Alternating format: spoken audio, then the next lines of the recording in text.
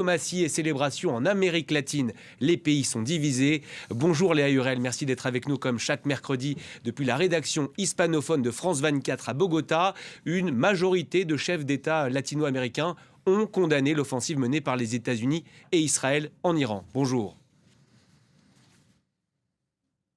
Tout à fait, Florent. Malgré la distance géographique, les pays latino-américains ne sont pas indifférents, à commencer par les alliés historiques de l'Iran que sont Cuba et le Venezuela. La Havane a directement, après les attaques, dénoncé une violation flagrante du droit international. Et Caracas, malgré le fait que le Venezuela se trouve dans une position délicate depuis la capture de Nicolás Maduro début janvier, a tout de même regretté que la voie militaire ait été choisie, ce qui place toute une région au bord d'une dangereuse escalade vers la guerre.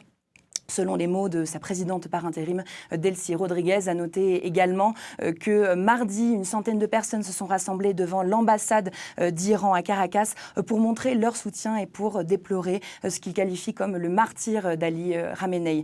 Une autre voix qui s'est fermement opposée à cette opération, c'est celle de la Colombie. Gustavo Petro, le premier président de gauche du pays, mais également un fervent défenseur de l'autonomie des peuples face à Washington, a déclaré sur X que le président Trump avait commis une erreur. Et il a même ajouté qu'il ne servait à rien de dire aux femmes iraniennes de se libérer en retirant leur voile si ceux qui le demandent tuent leurs filles. Et ça, c'est en référence à ce bombardement d'une école primaire qui a eu lieu en Iran samedi matin. Enfin, le Mexique, voisin des États-Unis, a lancé un appel urgent à toutes les parties pour qu'elles privilégient la voie de la diplomatie. Et sa présidente, Claudia Sheinbaum, a même déclaré lundi qu'elle déplorait la perte d'influence de l'ONU qui a conduit à ce qu'aujourd'hui ce soit les populations civiles qui en payent le prix fort. Et sans surprise, Léa, il y a un pays qui affiche son soutien indéfectible à cette opération en Iran. Il s'agit de l'Argentine,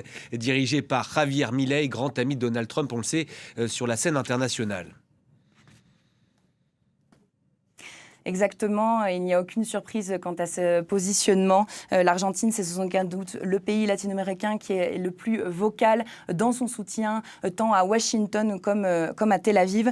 Son président Javier Milei, il s'est clairement réjoui de l'opération qui a conduit à la mort d'Ali Khamenei, une personne qu'il décrit comme l'un des humains les plus maléfiques, violents et cruels que l'histoire de l'humanité ait connu. Et quant au ministère des Affaires étrangères argentin, il a déclaré qu'il apprécie et soutient les actions conjointes menées par les États-Unis et par Israël visant à neutraliser la menace que le régime de la République islamique d'Iran représente pour la stabilité internationale. Voilà, vous le disiez très justement, c'est une position qui ne surprend pas car ces 2 premières années de mandat de Javier Milei ont été marquées par un rapprochement très clair avec les États-Unis et même ce que l'on pourrait qualifier comme un alignement, surtout en matière de politique internationale. Mais au-delà de Javier Milei, l'Argentine entretient des relations très compliquées avec l'Iran en raison d'un attentat terroriste qui a eu lieu en 1994 à Buenos Aires contre l'association mutuelle israélite-argentine, un attentat qui a fait à 85 morts, 300 blessés. Le gouvernement argentin tient officiellement les gardiens de la République islamique comme responsables de cette attaque qui reste encore aujourd'hui impunie et qui représente tout simplement une cicatrice profonde dans l'histoire du pays sud-américain. Merci beaucoup Léa, on vous retrouve comme chaque semaine mercredi prochain.